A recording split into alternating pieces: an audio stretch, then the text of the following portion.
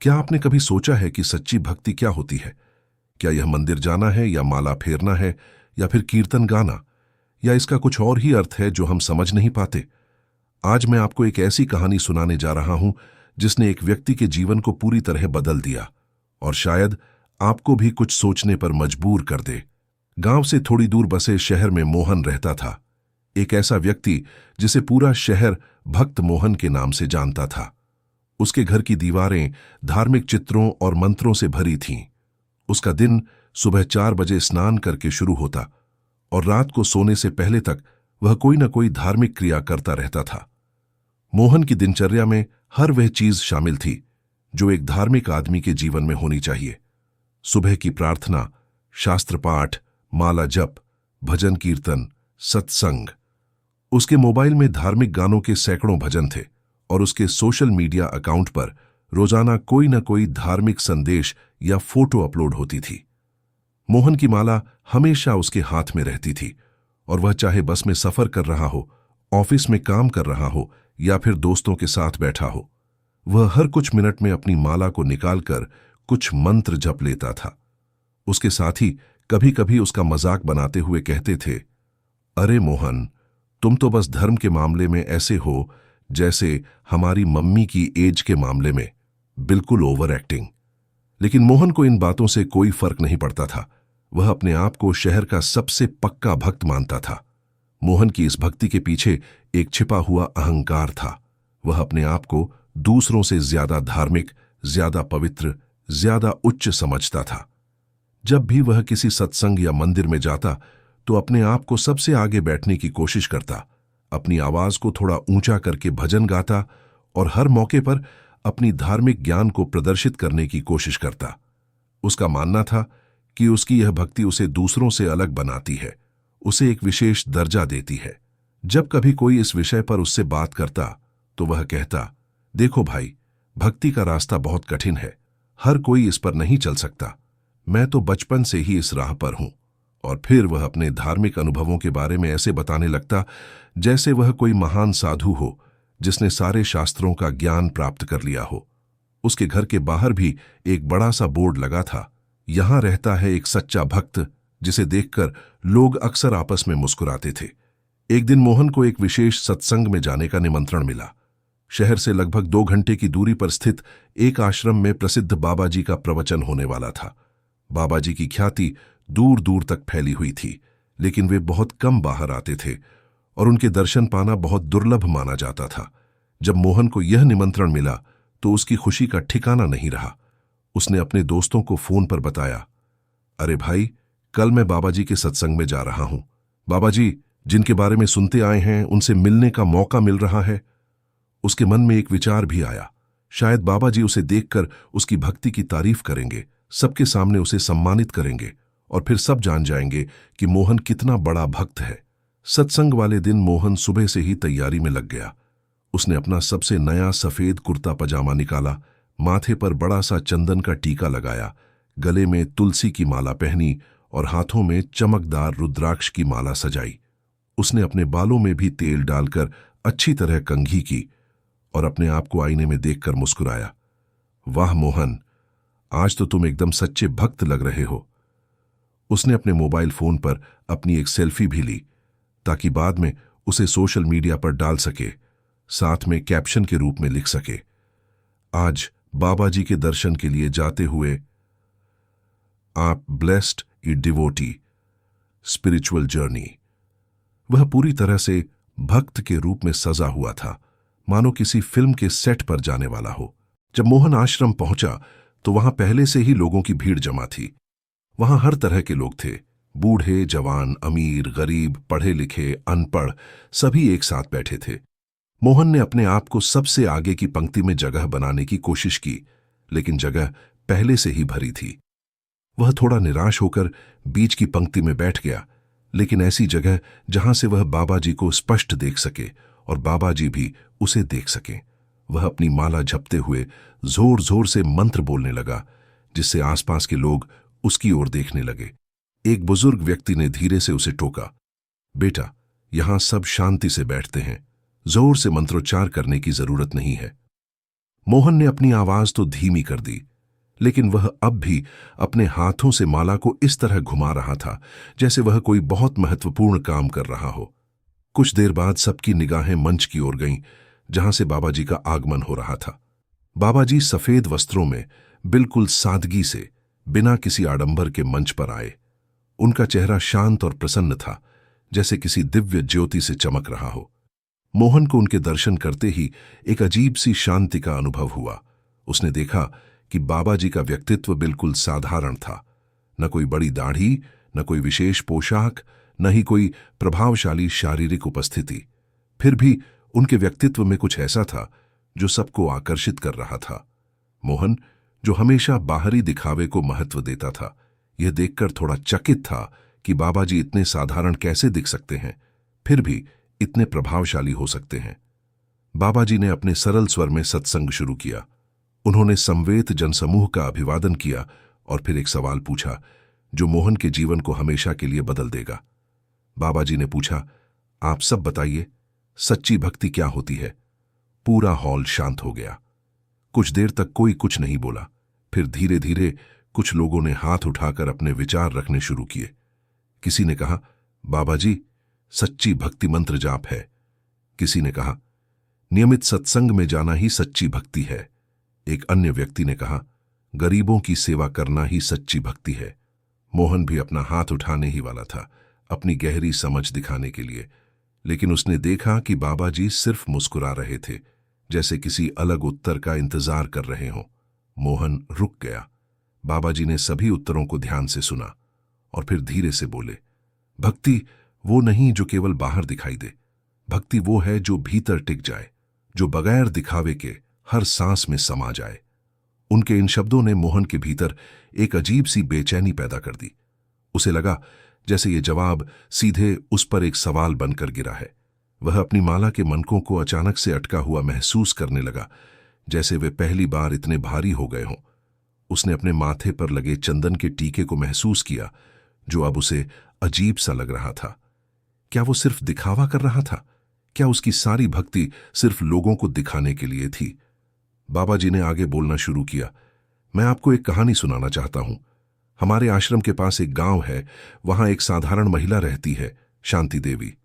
वह कोई धनी नहीं है, न ही कोई विद्वान। रोज सुबह वह 4 बजे उठती है, अपने घर के काम करती है, बच्चों को स्कूल के लिए तैयार करती है, अपने पति के लिए टिफिन बनाती है और फिर दिन भर अपने काम में लगी रहती है। लेकिन हर रोज अपने सारे काम करने के बाद वह सिर्फ 5 मिनट के लिए एक कोने में रखी मेरी तस्वीर के सामने बैठती है। वह कोई मंत्र नहीं पढ़ती, न ही कोई भजन गाती है। वह बस चुपचाप बैठकर कहती है, बाबा जी, आज फिर कोशिश करूंगी कि किसी को दुख ना दूं, अपने कर्म से किसी का भला करूं और आपके बताए रास्ते पर चलूं। एक दिन जब मैं उसके गांव गया तो उसके साथ बातचीत का मौका मिला।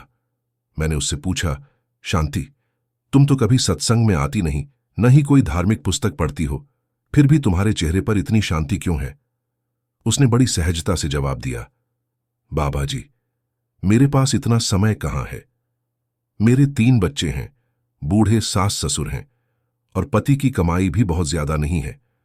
मैं सत्संग में आती तो घर का काम कौन करता? मैंने सोचा, आपके बताए रास्ते पर चलना ही तो असली सत्संग है। जब मैं अपने बच्चों को प्यार से सिखाती हूं, उनके मन में अच्छे संस्कार डालती हूं, क्या वह सत्संग नहीं है? जब मैं अपने बूढ़े सास ससुर की सेवा करती हूं, उनकी हर जरूरत का ख्याल रखती हूं, क्या वह भक्ति नहीं है? जब मैं पड़ोस की बीमार औरत के लिए दवा लेकर जाती हूं या फिर किसी भूखे को खाना खिलाती हूं, क्या वह पूजा नहीं है? बाबा जी ने मुस्कुराते हुए आगे कहा, और जानते हैं उसने मुझसे क्या कहा? उसने कहा, बाबा जी, लोग कहते हैं कि मैं पढ़ी लिखी नहीं हूं, मुझे शास्त्रों का ज्ञान नहीं है, पर मुझे लगता है जीवन का सबसे बड़ा शास्त्र तो यही है कि हम अपने कर्तव्य का पालन ईमानदारी से करें और जिन लोगों को भगवान ने हमारे जीवन में रखा है उन्हें खुश रखें। क्या यही सच्ची भक्ति नहीं है? बाबा जी आगे बोले, मेरे प्यारे भक्तों, वो महिला मेरी सबसे बड़ी भक्त है, क्योंकि उसकी भक्ति केवल शब्दों में नहीं, जीवन के हर कर्म में है। वो जब खाना बनाती है वो भी एक भजन है, जब बच्चों को सिखाती है वो भी सत्संग है, और जब किसी का अपमान नहीं करती, वो भी सेवा है।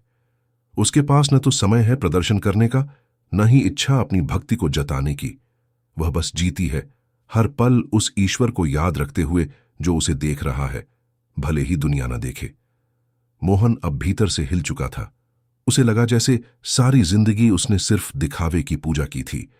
भक्ति को वो बाहरी रस्मों तक सीमित समझता रहा, लेकिन अब उसे भक्ति का असली अर्थ समझ आने लगा। विनम्रता, सच्चाई और निस्वार्थता। उसके दिमाग में अपने ही कई चित्र घूमने लगे। कैसे वह मंदिर में सबसे आगे बैठने के लिए धक्का मुक्की करता था, कैसे वह अपने धार्मिक ज्ञान का प्रदर्शन करने के लिए हर बात में धर्म की बातें घुसेड़ देता था, और कैसे वह हर छोटी छोटी धार्मिक क्रिया का फोटो खींचकर सोशल मीडिया पर अपलोड करता था। उसे अचानक अपने सारे क्रियाकलाप खोखले और अर्थहीन लगने लगे। बाबा जी के शब्द उसके कानों में गूंज रहे थे। भक्ति वो नहीं जो केवल बाहर दिखाई दे, भक्ति वो है जो भीतर टिक जाए।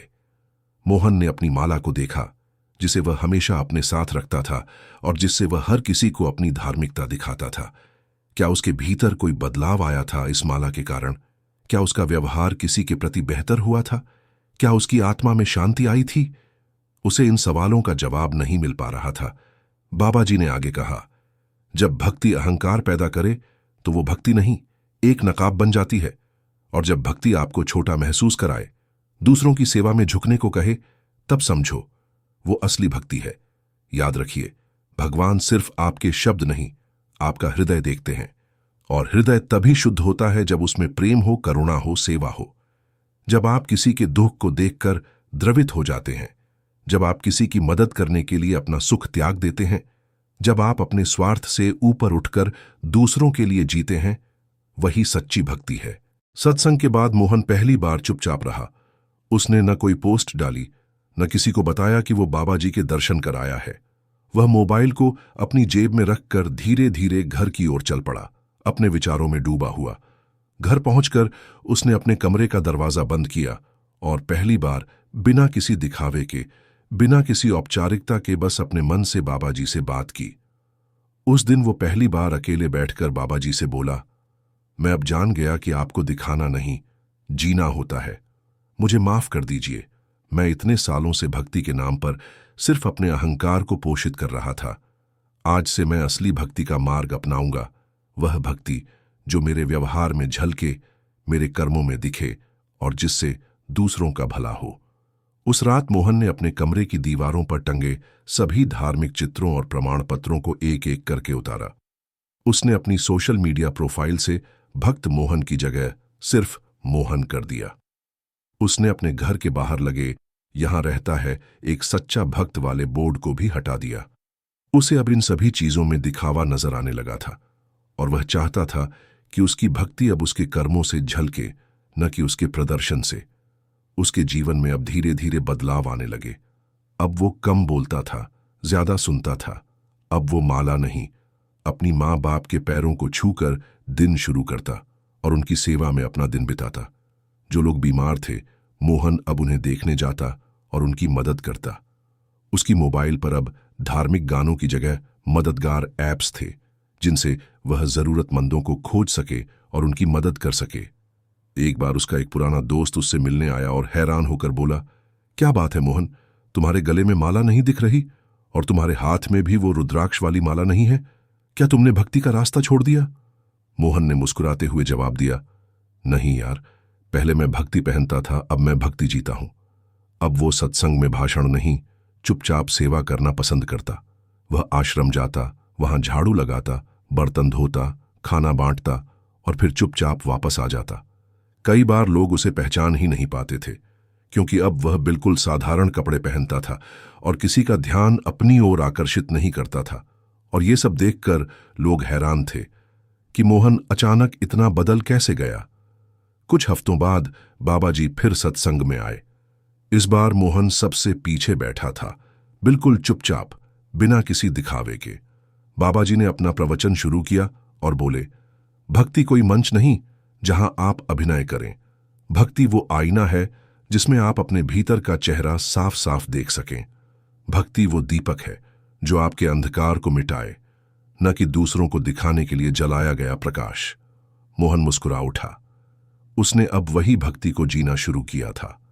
प्रवचन के बाद जब सभी जा रहे थे, मोहन ने देखा कि बाबा जी उसकी ओर देख रहे हैं और मुस्कुरा रहे हैं। मोहन के चेहरे पर भी एक सहज मुस्कान आ गई। उसे महसूस हुआ कि बाबा जी जानते हैं कि उनके शब्दों ने उसके जीवन को कितना बदल दिया है। मोहन को याद आया कि पिछली बार वह बाबा जी से मिलने के लिए कितना बेताब था, कितनी तैयारी की थी और किस तरह अपनी भक्ति का प्रदर्शन करना चाहता था। और आज वह बिना किसी इच्छा के, बिना किसी प्रदर्शन के, सिर्फ उनके शब्दों को सुनने आया था। इसी में उसे असली शांति मिल रही थी। धीरे धीरे मोहन का पूरा जीवन बदल गया।